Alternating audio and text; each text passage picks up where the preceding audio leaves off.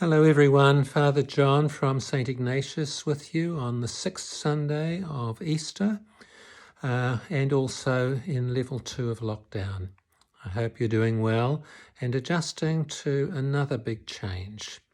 As we go back to a relatively normal level of life, it's important to understand that some people take to change easily and some do not. So take care of each other, watch over your children and see how they are adapting, getting back to normal. For some it will be fine, for others it won't. And also those in your family. Also, don't forget the people that you have been caring for and telephoning and looking after and supporting in these days. They too will be into a time of change.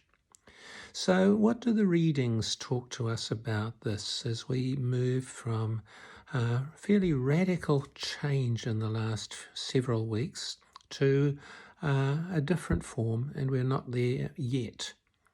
Well, Jesus in his last supper, we have been following him as he tries to prepare his disciples for the biggest change of their lives. He has been talking in his Last Supper, his commandments, not just keep the rules, but love one another as I have loved you. And then last Sunday talking about I am going to prepare a place for you. And now, today, he carries on. And he says that as he goes, he will give us a gift, someone to be beside us, the Parakletos, the Paraclete, the one who is called alongside and who then accompanies us faithfully. That Paraclete is also the Spirit of Truth. And the Spirit of Truth is a theme that goes right through our Easter season, but it's also the Spirit of Truth that comes through us and our society as we strive to adapt to new circumstances. It's not quite the truth that we're not telling lies.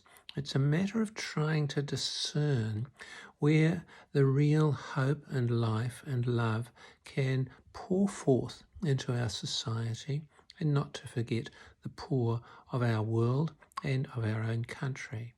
That Spirit is with us, says Jesus.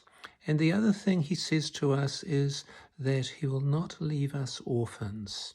And the experience of God that we have in our Easter experience through the horrors of his death and the change of his resurrection now invite us to have a different approach to the world.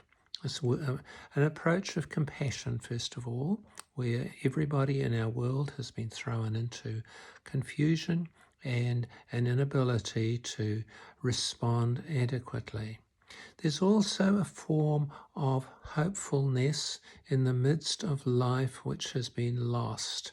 And as we come out of one form of loss of life, there is the call to know that God is with us. And as a parent, a mother or a father encourages our child, so does God encourage us to continue creatively in this new season. The letter of the Acts of the Apostles, the first reading, we followed last Sunday, where the Greek speakers start preaching and then they have to flee for their lives. Philip flees to a heretic territory of the Samaritans, where, remember, Jesus was there and made converts of the Samaritan woman and her village. Now Philip, out of that horror and fleeing for his life and letting life go as he knew it, is now evangelizing and giving hope not only to the Samaritans, but bringing the church with him.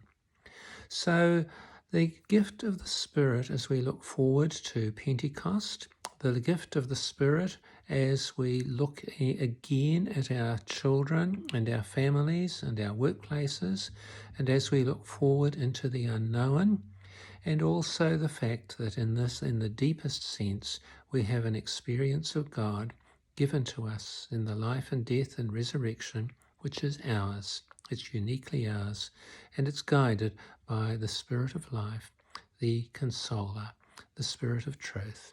Let's open our hearts to Jesus' love, keep his commandments, and he will dwell in us, but also may that Spirit of truth help us to adapt to the new situations. Please God, we'll soon be in level 1, and we can open our churches and celebrate together as a family where there's no orphans and there's lots of joy and something to share.